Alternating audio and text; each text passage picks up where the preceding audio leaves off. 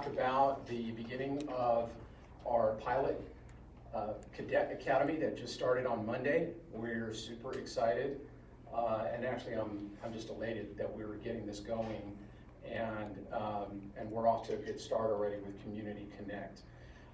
This is the most diverse academy class that APD has ever had. It is 57% minority, and I'll just break that down just a little bit. So 17% of the academy is African American, 38% is Hispanic, and 18% is female. So overall, 57% identify as non-white, and that is amazing. That is what we were striving for.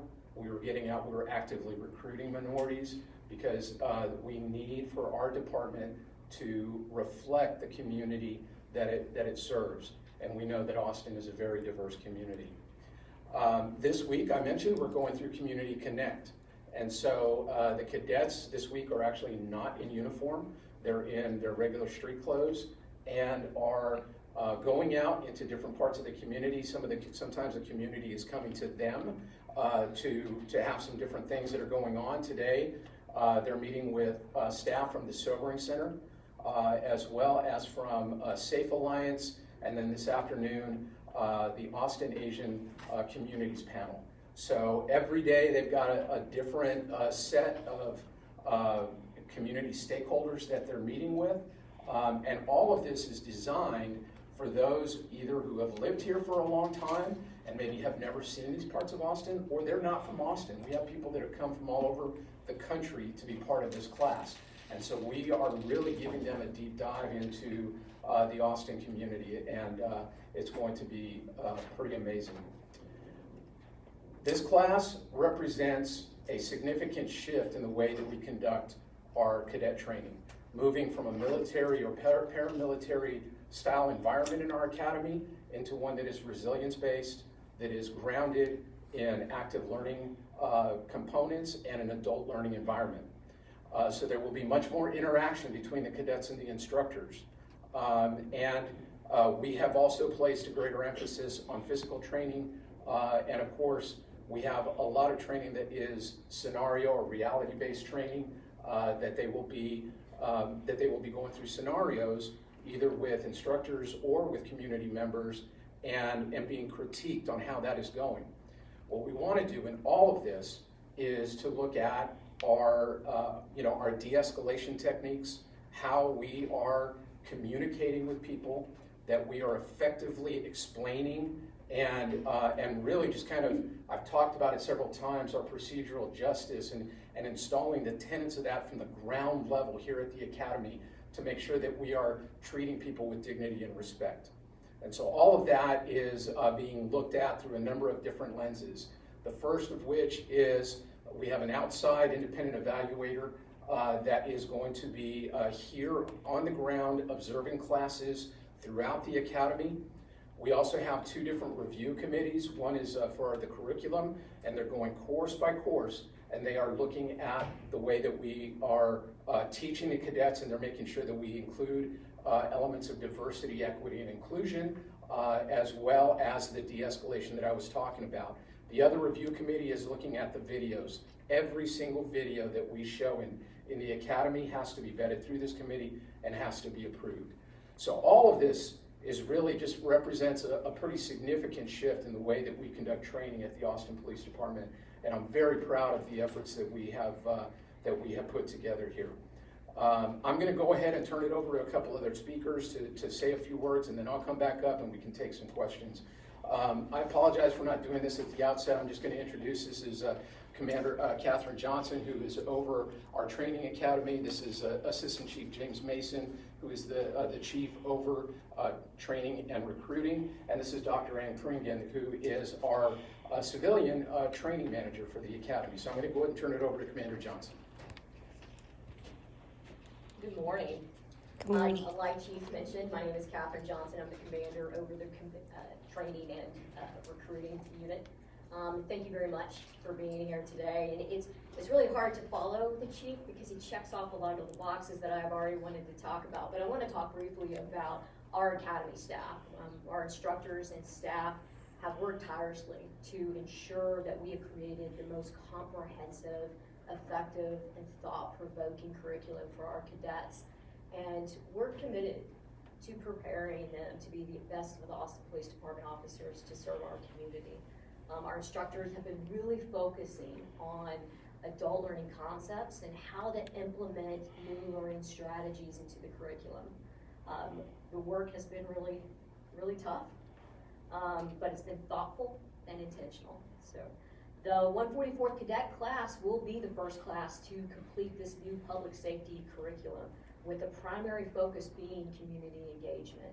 And our goal, starting on Monday, was when 100 cadets showed up for the Community Connect, is to graduate 100 cadets on January the 28th of next year, because we really need them.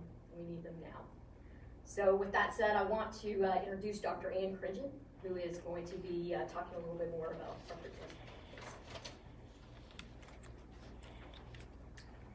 Hi, good morning. So I'm Ann Kreiger. I'm the division manager here at Austin Police Department. And I've been responsible for a lot of the updates related to curriculum. And so in sort of giving you a brief summary of what's been done, I just want to let you know that our top priority is prioritizing training, educating, making training within best practices to prepare the best officers for Austin. And that we want that to be built through the relationship with community and police. And so in that, we're making sure there's a lot more community engagement.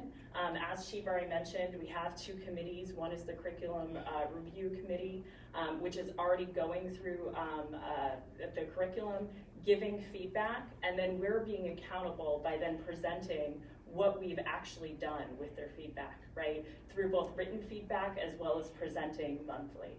So we've started that process, and we're looking forward to demonstrating what we've done, and we're holding ourselves accountable through that process. And then the other is the Video Review Committee. They produced a phenomenal report earlier on this year, and so we want to make sure that we're taking their recommendations seriously and that we're incorporating them in how we view not just video but curriculum generally, right? And so we feel strongly that these are really good first steps.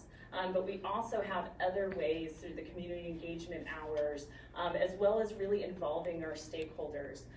So for example, on the curriculum review, we have victim services, we have Office of Police Oversight, we have Equity Office, and so we have our big city entities that should be involved in the process, as well as academics, as well as community members. So we really want to make sure we're thoughtful in how we get feedback, and then holding ourselves accountable for what that feedback is. And then that being said, we have incredible instructors. They've done a really great job. They're dedicated to the academy and dedicated to this idea of critical thinking, real life experiences, and having this understanding of new perspectives in the academy. And it's been really enjoyable working with them through this process. We've had really tough conversations.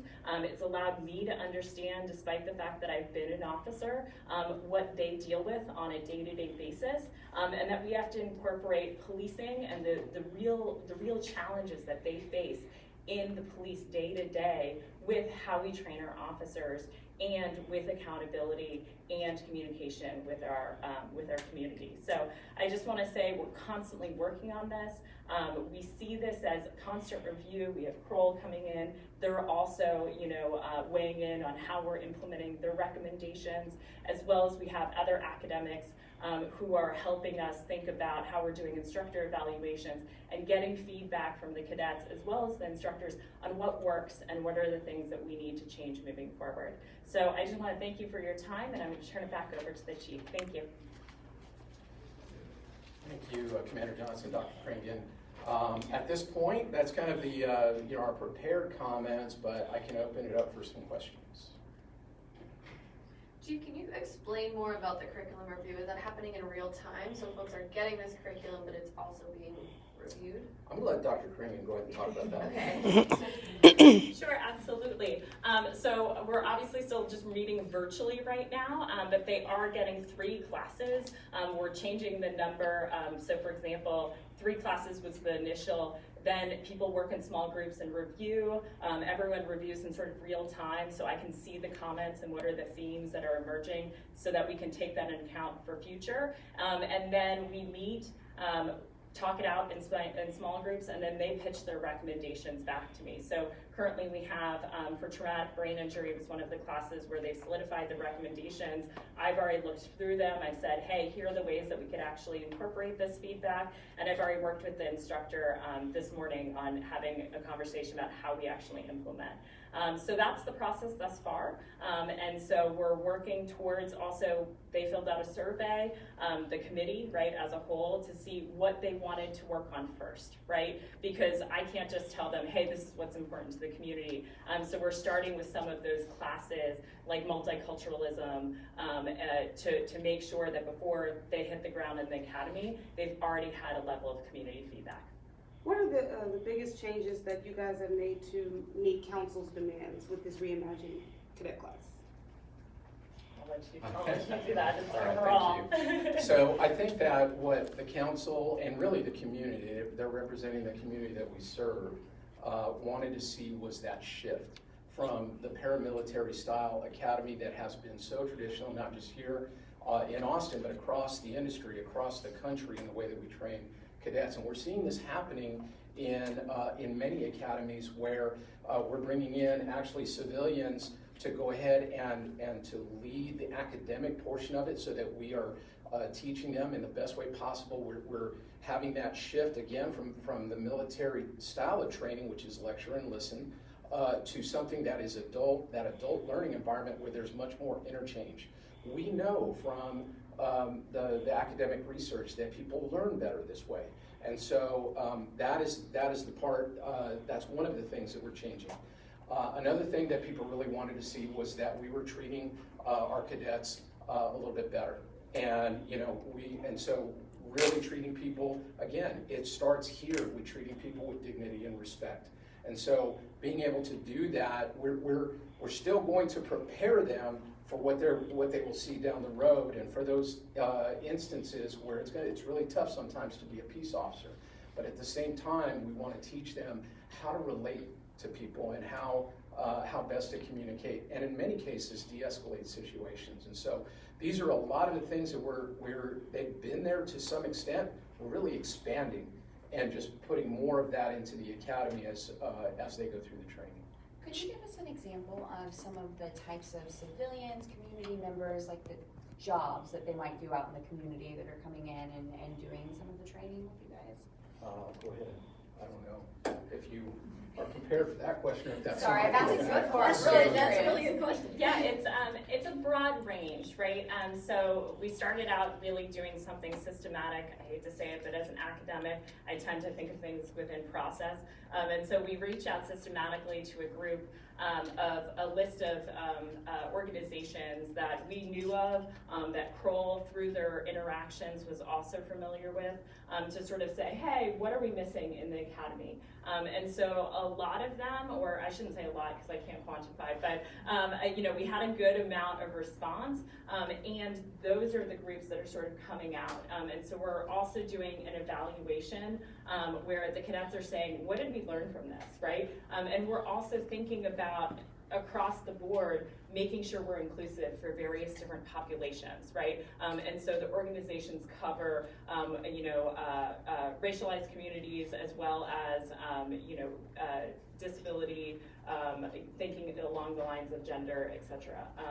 So kind of like advocacy groups? Yeah, Okay. advocacy groups, as well as some of them are research related, right? They're pointing out the flaws in criminal justice research, thinking about how do we move forward, and that we understand that we're one slice of the pie, and so we need to understand what is our role in kind of the bigger dynamic related to the criminal justice system. Yeah. And Chief, we know this is a pilot cadet class, and so what outcomes or expectations do you need to see to feel comfortable moving forward with the 145th class, and when will we know sort of if that's a possibility? Sure.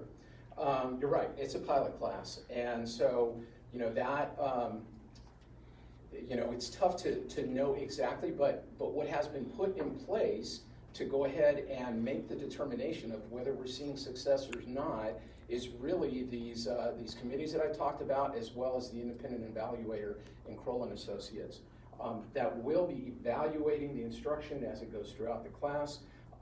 Very quickly after the academy is done, we'll be producing a report that will, and again, this is a third-party evaluator. They don't work for the Austin Police Department to say how successful were we? Were we able to make the transition that council and the community really wanted to see?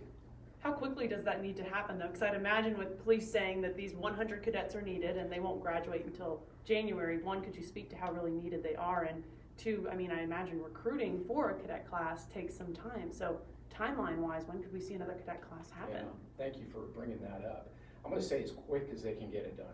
Honestly, I'd love to see it within 2 or 3 weeks of the conclusion of the academy that the report is issued. Leading up to the end of the academy and what we would anticipate being the 145th academy, we will be actively doing recruiting, just like we did for this one, to have another very large class that would start at basically as soon as we get the green light and everybody feels good, the report comes out, and we know that we've done a good job.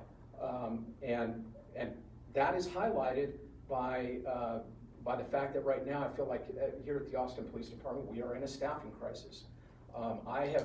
We've had many officers that are retiring. They're retiring at record rates, and we have many that are resigning. And that is causing us to make shifts in the way that we are delivering police services, including having to suspend operations in many critical non-patrol units in order to send those officers back to patrol. So I can't graduate these cadets soon enough, but we want to put out that same level of properly trained professional officers that the community expects, and that just takes time. And so we are one of the longest police academies in the state, and for a reason, because we want to make sure that we have trained them properly and that they are going to meet all the expectations of our community. So that would mean likely no fall cadet class because you're waiting for the review period to be over? That's correct. That's been the mandate, is that we would finish this class first, evaluate it before we start another. Jared? Go ahead. Sorry.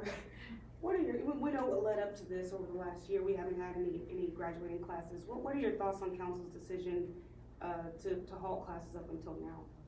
Over the last year, what have you been feeling about that? I'm going to say that I'm disappointed that we're in this position that we're in now. It doesn't help when it comes from a staffing standpoint when I'm moving officers out of our DWI enforcement unit, out of our motors units, out of other critical units that I've had to downsize to get officers back on patrol. Those are all critical things that the police department does, that we're having to find other ways to accomplish those missions. And so I will say in the same breath that I'm very happy that we got this going again, and that I am grateful that we've made the turn, and we are starting our class. I feel like we are going to have a better police officer that is going to graduate than we've ever had before. And so all of this, I think in the end is going to be a good thing. Chief, have you applied for the permanent police chief job? I have. We'll take one last question. There's been some criticism that the groundwater analysis training is, quote, critical race theory indoctrination. I just wanted to get your response to that. What I would say is that we are, and just for background for everyone, the groundwater analysis of racial inequities course is a course that we're putting all of our leadership through. It is a course that was developed out of a state mandate that occurred out of the state legislature in the early 2000s, and was directed at actually where they were seeing racial inequities in child protective services. So this was not a course that was born or created to address policing inequities. It is a systems-based course and designed to be thought-provoking, designed to have our officers, particularly in leadership, to look at where are there inequities in the way that we deliver services. Many of those are unconscious on the part of the officer. And so that's how I would respond to that, and we're really, I'm very excited about that course. Thank you, Chief. All right, thank you all very much. One last thing, June 15th, which is Tuesday, from 4 to 6:30 at Edward Rendon Park. We will have a meet and greet for the community to come and meet all of our cadets. So anyone that would like to come, it's free, it's open to the public, to come and interact, to ask questions, to hear some of our cadets speak, and so forth as well. We'll have one-on-ones that are available right now with some of the cadet staff and some of our cadets, if y'all would like those. Thank y'all very much.